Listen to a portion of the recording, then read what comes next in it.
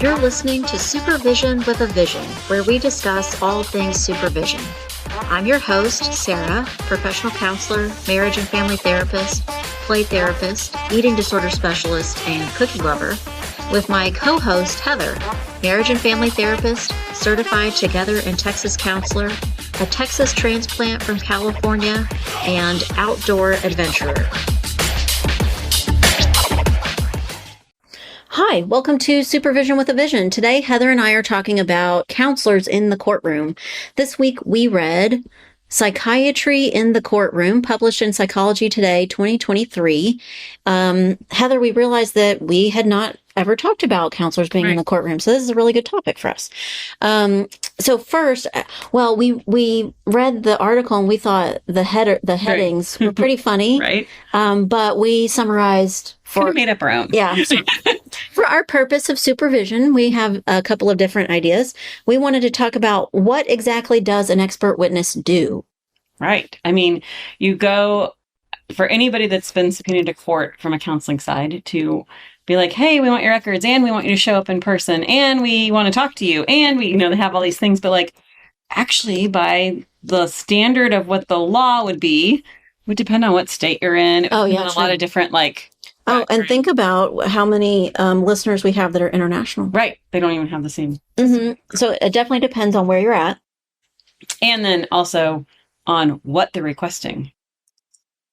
Well, okay, how about I have had this experience many times, not every time, but many times that I've been involved in a court situation.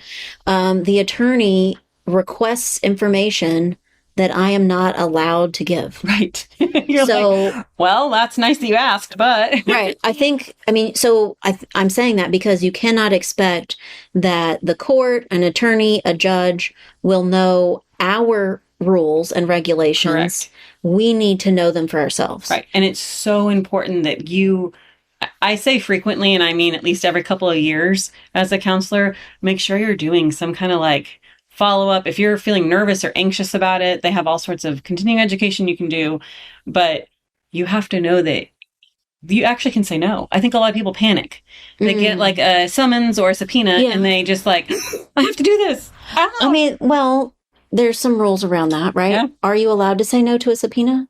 No, but you can say, but if someone asked me specifically in the Texas state legislation, it says that a counselor cannot be a character witness. Yes, correct. So you and I could not go to court or provide documentation to say if we like someone or don't like or think someone's the better parent. Right. Or whatever. So that we could say no to. But if someone requests that we appear in court or they would request our records, then that we could say we have to do. Right. Okay. Does that mean, are you careful in your notes or any documentation you have to not include things like who's the better parent, if someone's nice? I mean, I try. If someone's not nice. Right. I try to be. One of my supervisors at the very, very beginning was like, listen, you write great notes and I need you not to write them so detailed. And I was like, what? Well, what do you mean by that? No, you don't want them to be so detailed because it can be used against anybody, whether it's your client or you or whatever. So stop putting so much feel to it or opinion to it. Start just writing what intervention happened in therapy. Right. Yeah. So very factual, take out all the opinion or, how else would you describe that? What are you leaving out? Opinion. Perspective or a feeling. If I'm feeling a certain way to it, I try and write that creatively. Also something in Texas, but this is true, I think, across all of the United States, that you have your records that you keep for documentation purposes, but that you can have anecdotal notes that you keep for yourself that are not part of the official record. Right. So if you had something like that, you could put that in your own anecdotal notes. So maybe, I don't know, maybe I meet with a family for the first time and I don't know what it's about and I don't have anything else to point to a fact to show that this is something specific, but I just leave thinking, I don't know why, but they gave me a feeling that I might just want to remind myself that before you see them again, that there was something up or something felt funny, but I can't put that in the official record anywhere. Right. If I had a position where I got quite a bit of training on being in court, appearing in court. And one of the things, a district attorney did the training with me or for me. And she said, don't ever write anything that you would be bothered by someone standing up in court and reading word for word. Right. It's great advice. Right. So if I wrote, I don't know why, but they both just gave me this feeling. I don't know that it wouldn't have the same. Client smelled bad today. Right. There's not a. But I've included that with kids, that like a description of their personal hygiene or like. Well, and especially if you're working on it. I mean, if it's something you're addressing. So what does an expert witness do? I think we talked about what they don't do. They don't give their personal opinion. So an expert witness does have to show up when they're subpoenaed, provide the documents when they're subpoenaed. Answer questions about said documents. Yeah. Well, maybe not. I was going to say, that was a big part of the training that I got in this specific position was that you're really not giving any more information than was already provided in the documents that you gave. Right. So if someone says, on this date, did you write blah, blah, blah. this? That reasonably, if you're on stand, you could say, I don't know, it's in my records. Right. Or if I did, it's in my records that I provided. That you aren't expected to have like the perfect memory and or go back and review everything, all the documents that you gave and know all of them. Like memorized them. What about you? For me, every time that I have been a witness, the attorney has actually provided me a copy of the documents that I provided them. Yes. So I'm on stand and they give me a printed copy of what I gave them. So then they're looking at a printed copy and I'm looking at a printed copy of exactly what I gave them. Yes. So if they did say, on this date, did you write? Everybody can flip through and say, yes, on this date, I wrote exactly these words. And so everyone knows. Right. So you don't have to memorize it. Right. You're not memorizing anything. You're not expected to know exactly on which date you did what intervention. But if your notes are there, then you know. Right. I think mostly you're expected to speak to the thing that we have been trained professionally to do. Right. Like what we did, why we did what we did, and what was the outcome. Right. But especially if you're in a contentious like divorce situation or something, attorneys will try, even though they know you're not going to answer, they will try and manipulate or find a loophole or get you to speak about it. Yeah. Without. Absolutely. So and in that case, I would say an expert witness does not dive into the like. Right. Well, and that's why, the way that I was trained or the way that this district attorney instructed me was you're not there to say anything more or anything less than what's in the document that you already provided them. But what you're saying takes us to our next point. Whose side are you on anyway? Whose side, as an expert witness, whose side are you on? One attorney, the other attorney, the judge, whoever the client is or whatever side your client is on. And you're saying that in a courtroom, you have felt like, kind of like court TV. You felt like you were being badgered. Right. It's happened. But those were some cases where there was a lot of like custody situations happening that were well established and going on far before I was involved in the case. Like this is something that maybe this family has been dealing with a long time. A couple of times it's been situations where adolescents have used substances, things like that they had to get cleared through the courts for school or for different things. So I think, whose side are you on? I would say sometimes we're on the side of the client, depending on the situation. Yeah, that's a good point. I don't think I've ever been where I felt like I wasn't on the side of the client. Right. But I can imagine that there's a situation where you could be. Right. But I think you're there just to represent your records. You're not really on a side per se. Yeah. I think on both sides, I've had attorneys who represented my client, and I've had attorneys who were on the other side, not representing my client, where I felt like they were pushing or digging for something that could not give, right? Either I really didn't have it, or it's beyond the scope of what I can give, and so I'm not going to say it. I can remember one time a judge stopped the attorney and said, "Okay, stop. Sarah showed up today to do her job. Right. She's doing her job. Like, give her a break, move on, quit asking the same question." So if there's a side, I almost feel like the judge is on the side of the witness. I agree. An expert witness. Right. Yeah. A judge is usually hoping that there's going to be clarity or maybe some, not necessarily insight in an emotional way, but some like, oh, I see this person's attended 45 sessions. That seems like a lot. Tell me, Yeah. I've had, not only have I had a judge stop and ask them to move on rather than continue to kind of like pick at me. I have, like you're saying, I've even looked towards the judge and like made eye contact to go like, is that okay? Do I do that? Do I not do that? And I have gotten help from that. That they've said, you don't have to answer that, or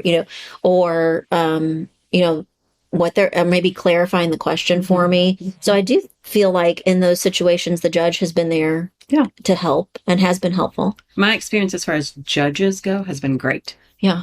I can think of a couple of situations where I'm second guessing myself if I was on the side of my client. Right. But the job where I had so much training in being in court, I worked for an advocacy center, and in Texas, advocacy centers serve people who have been sexually abused, or there was significant physical abuse. And so when I appeared in court, I did feel like every time I was there in support of my client. Right. Another time I remember, I was excited about this. I felt like of all the times I've appeared in court, it doesn't always feel like it was like I did my job. Right. I did it right. Yes. Nothing feels weird. Yeah. Like that was the way, that's, like justice was served somehow. But I appeared in court I had 4 siblings and there was a baby. So there were 5 kids. Wow. And mom and dad were in court, and it wasn't family court. It was like they were suing each other over money and but the kids were involved, and their counseling became involved. Right. And I, like we're describing, stuck to my role as an expert witness and did not give an opinion about anybody's character or whose house was better. Right.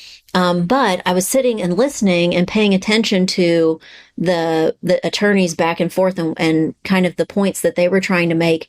And while I was on stand, I went, ooh, right. I do know something. Right. I did. And I was excited that I could be of help. Right. But it was also kind of amazing that neither attorney caught I had this information. But while I was listening, and it all came down to the date that I first saw them. Oh, wow.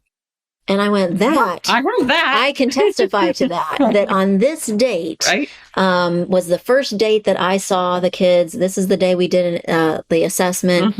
And on this date, this is what all 5 family members, mom and the 4 kids, this is what they all reported on this date. And I was like, I did it. I have a thing. I helped. Yeah. Yay. So I mean, has that been in your experience that more often than not, it feels like there wasn't much for you to do, or like you didn't make a giant impact on the outcome? That's been my experience. So I always feel like I didn't have a giant like I was here. Okay. I testified that the records are real. Right. Yep. Those are the notes. Yeah. But that's pretty much it often. But I did have a case where in my notes, a lot of the things had to do with a particular parent's, like outbursts that seemed very, but this parent had a diagnosis and had kind of been like, allowed to act that way, if that makes any sense. Well, during court, they acted that way because they were frustrated with me not giving any more information. It was almost like the perfect storm. Yeah. Like it was like, okay. And I was like, I really think just because I was there on stand and was just... It came out. It just, So, I mean, I think it can be overwhelming for our supervisees to get like that's scary the first time Yeah. you have to go. Mhm. But at the same time, if you just look like you're there to do a job and it's Yeah. not as big as people make, Right. like you're not on the stand. I mean, you didn't really, do anything it wrong. almost, because of our limitations and what we can provide, it's almost clerical. Yeah, it really is. Most You're of the just time kind it's of very there. You clerical. brought the records. Yeah. You know. Well, that is a nice segue into our last point, which is, how do you prepare for this? Well, I would say definitely review your chart. Yep. Definitely review Mhm. all the time. Mhm. See if there's Mhm. anything that you need to jog your memory about, because sometimes they might not even be current clients. Oh yeah. I don't almost Yeah. always. It's after Mine the have been fact. after. Yeah.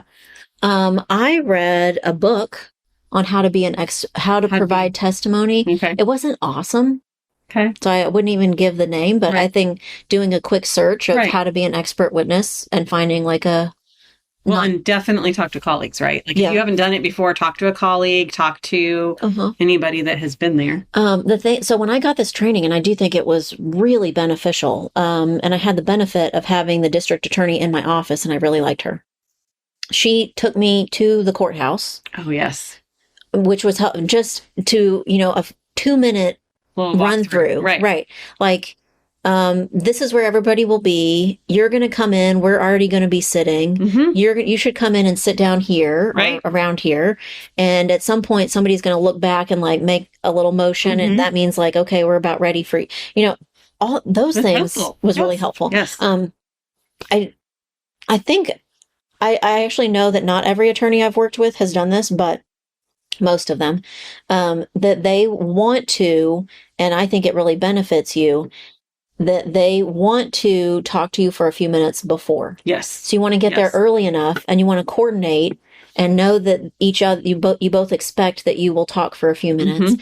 and they're going to basically give you like, here's what my point is, Right. Here's where I'm looking. or here's what Yeah. the objective is today, Right. and here's the information that I know that you know that Mhm. will be. So you very, very short, quick rundown, but I think really helpful. I think it helps both sides, right? It helps you to Mhm. know what you're walking into, but it also helps the lawyer if you panic and they're like, no, it's okay. Like this, they can kind of prep you for like, this Right. is like, Right. I think the more I've done it, and the more comfortable I've gotten, the more I am likely to use that conversation well. I can think of one time where I kind of blew it off and thought, no big deal. No one came to talk to me, and Right. I don't care. And it made a difference. Mhm. Not having done right. that made You're a like, difference. oh, yeah. But I've also had times where I'm doing that little discussion beforehand, and I say to the attorney, I am not that helpful to you. Right. Like I I don't, really this isn't- don't have right. anything that helps the argument that you're trying to make. Mhm. I remember one that I even said, truthfully, I hurt your argument. Right. I mean, that's just Mm-hmm. any information that I would provide. It's in my paperwork, and beyond that, I'm not really helping your case very Right. much. And I've had attorneys adjust or do something different based on, Mm-hmm. I don't know what I'm going to do for you. Right. I think that's true. Or that maybe they get, it's a long day for them, Right. and they run out of time, and they think, Sarah said she wasn't going to be that helpful anyway, Doesn't matter. Yeah. so we'll just skip that part. Right. Or based on how the case is going, Then we'll decide. yeah, it isn't that helpful to have Mhm. Sarah appear. And Right. so Very good. I think maybe the way to prepare is to use all of your resources. Right. Read something, rely on Mhm. coworkers, Right. be in touch with the attorney and know what they expect or Right. what they need. Be familiar with the space that you're going to be in. Mhm. I mean, all those things. Are Oh, I hate that. When you're going to a courtroom, and you're you're like, like, what? right, you don't know where to park, Right. and you went up the wrong elevator, Mhm. and so knowing that stuff is It's very a big helpful. help. Yeah. I'm glad we talked about No, I feel like Counselors in the courtroom. Part 2 in the courtroom. There was other Really? things we Yeah. could probably cover. well, Heather and I would love to hear any advice that you have about appearing in court. And as always, we would love to hear any suggestions for upcoming episodes. Thanks for listening to Supervision with a Vision.